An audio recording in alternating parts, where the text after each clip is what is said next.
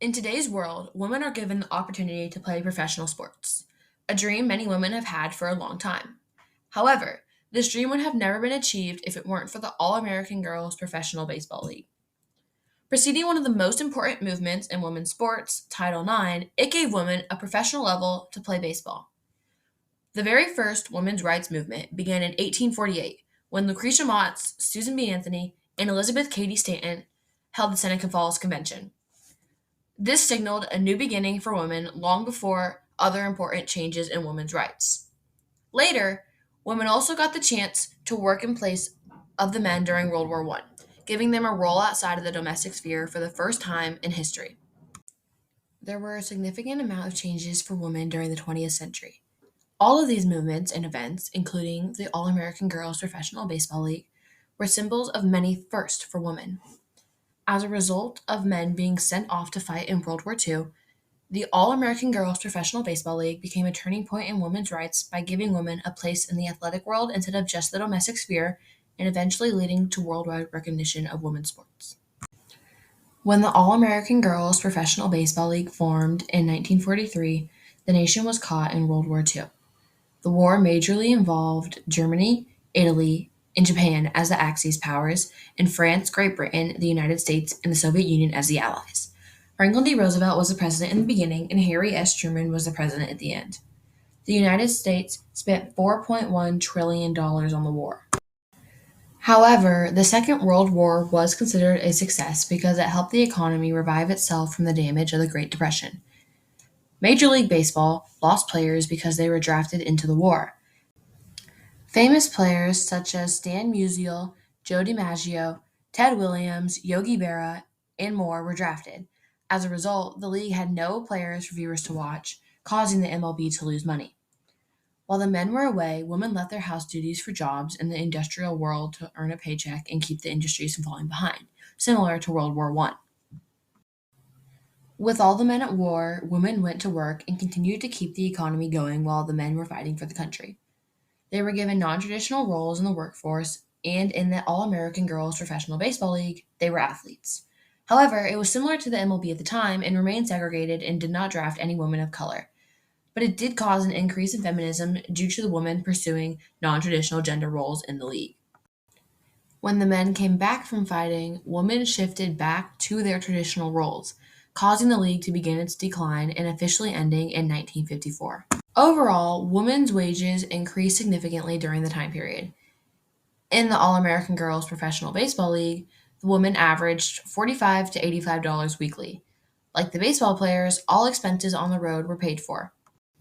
The All-American Girls Professional Baseball League began when Philip K. Wrigley, owner of the Chicago Cubs franchise, put Ken Sells in charge of coming up with an idea to save the league. He came up with the idea of the All-American Girls Professional Softball League, which later became known as the All-American Girls Professional Baseball League. He became the president of the league and worked with Jack Sheehan and Vern Herdland to write a set of rules. The board of trustees consisted of Philip K. Wrigley, Branch Rickey from the Brooklyn Dodgers, Paul V. Harper, the Chicago Cubs attorney, and Ken Sells. Jim Hamilton was in charge of finding women to sign from the U.S. and Canada. The first girl to sign with the league was Ann Harnett. Other girls who signed include Dorothy or Dottie Kamenschek, Helen and Margaret Callahan, Audrey Wagner, Betsy Jochum, Janine Lesko, and Faye Dancer. The girls were very dedicated to playing. The first year consisted of 4 teams: the Racine Bells, Kenosha Comets, South Bend Blue Sox, and the Rockford Peaches. As the league went on, Milwaukee, Minneapolis, Grand Rapids, Fort Wayne, Muskegon, Peoria, Chicago, Springfield, Battle Creek, and Kalamazoo all added teams to their cities. The league remained within the Midwest. To keep the women as ladylike as possible, they attended Rubenstein's Charm School. Women were taught proper etiquette in public, a beauty routine, and all about their clothes.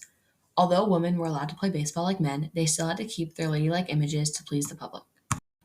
They also had a strict before and after care routine for games. Morning and night routines were very specific. Teeth, body, deodorants, eyes, hair, mouths, hands, face, and physical fitness had especially strict rules, and each one had its own section. When you joined the league, did they give you all the rules and regulations and all the way you were supposed to behave and the way you were supposed to Oh dress? yes, you had to be in at 10 o'clock when you're in a hotel. When you're in your own hometown, of course you're always with a family.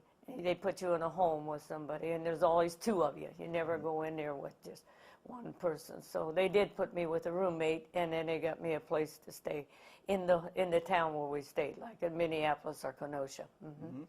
All right. And did they have a dress code that you had to follow? Oh yes, you couldn't. You've heard this 100 times. You had to wear a skirt. You could wear shorts inside where nobody saw you, but you had to wear that skirt and dress up when you go outside. And no smoke, of course. I never smoked anyway, but you couldn't smoke or anything like that. But you had to dress up when you go out into public. And then they had the charm school. And a nicely bruised leg. Better a bruise than long pants, eh, gals?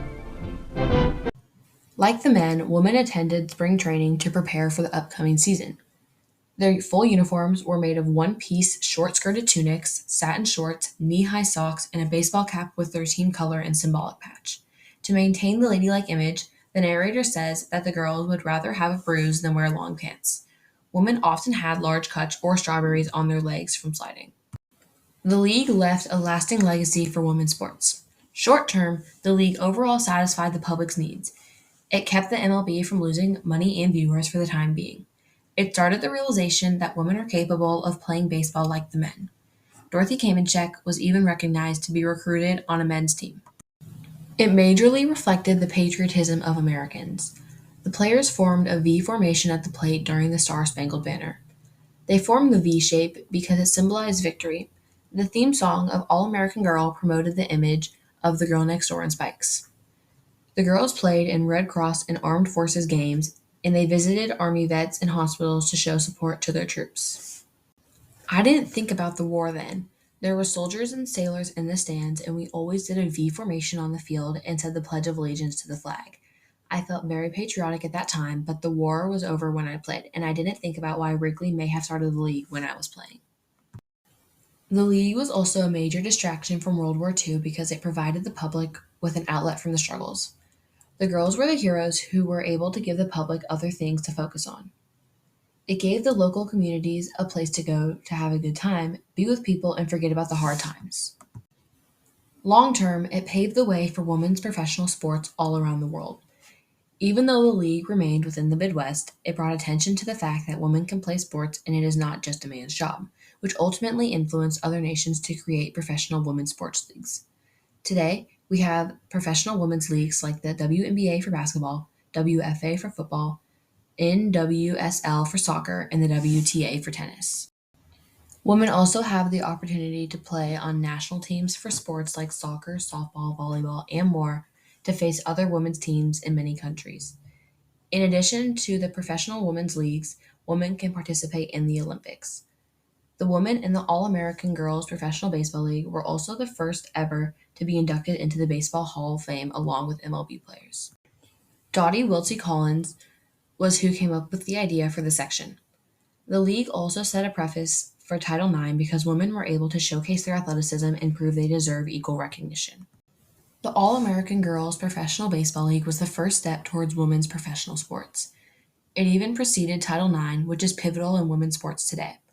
Women had more roles in society outside of the domestic sphere to satisfy the public's needs and fill in for men to distract the public from the stress of war.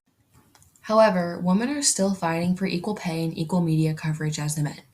The league is important because it changed traditional gender roles and contributed to the success of women's athletics, even though equality in sports is still being fought for today.